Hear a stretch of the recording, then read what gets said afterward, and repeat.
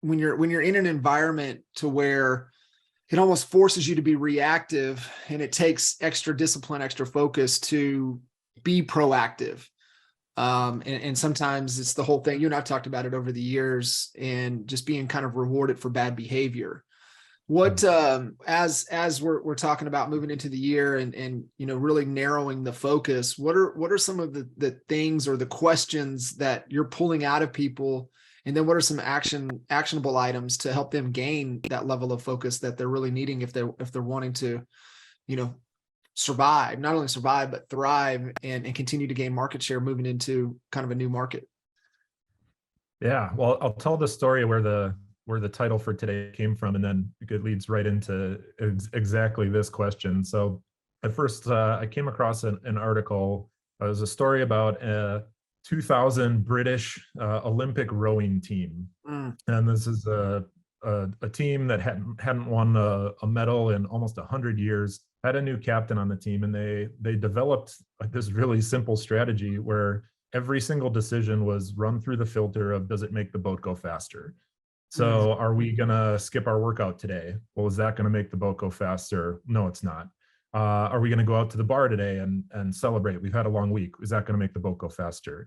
Are we gonna do this, long drawn out PR campaign or all these extra interviews with the press? And is that gonna make the boat go faster?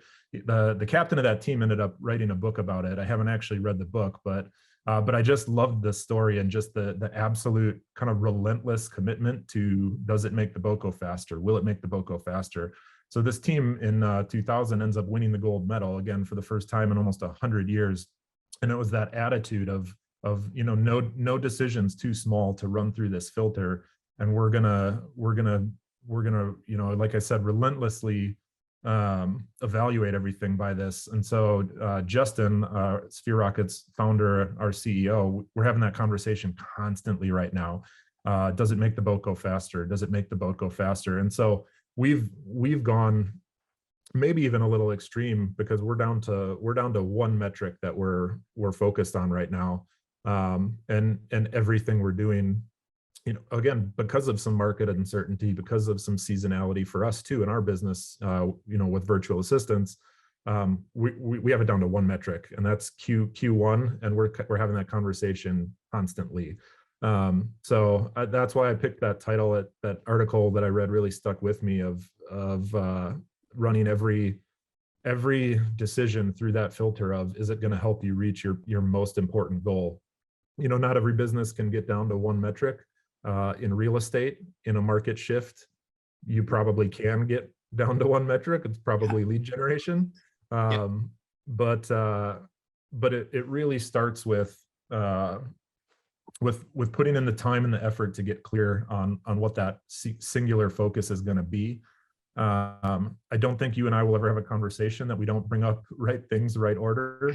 So, are you clear on the vision for your company? Are you clear on your core values?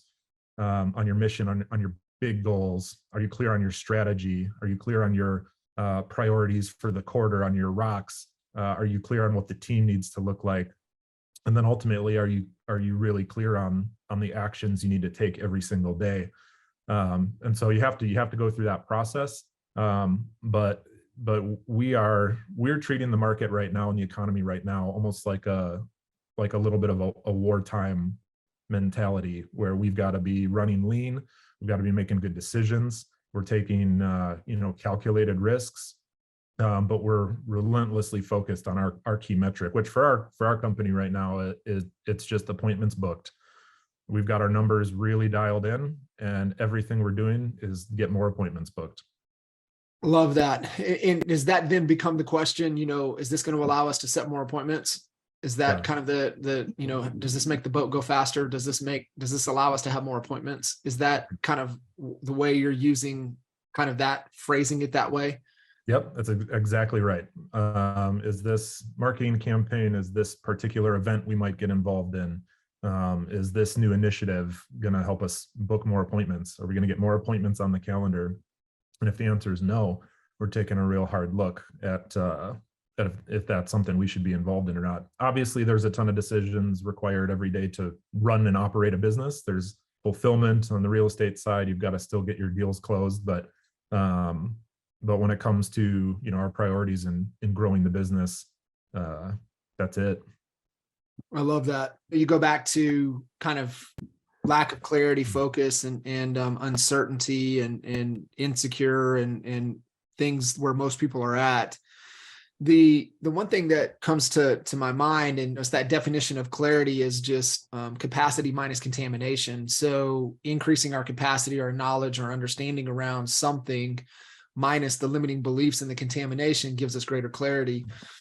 And I think too, less is more, allows us to focus. That's why I love the one. And I think this also comes back to priorities. And, you've got 3 or more priorities, then you don't have any priorities at all. Yeah. And I think there's some things to be said around, if you're trying to focus on 3 things, the probability of that being true is significantly less than you just focusing on one. And I think it really starts with also, and back to your boat kind of visualization with the boat.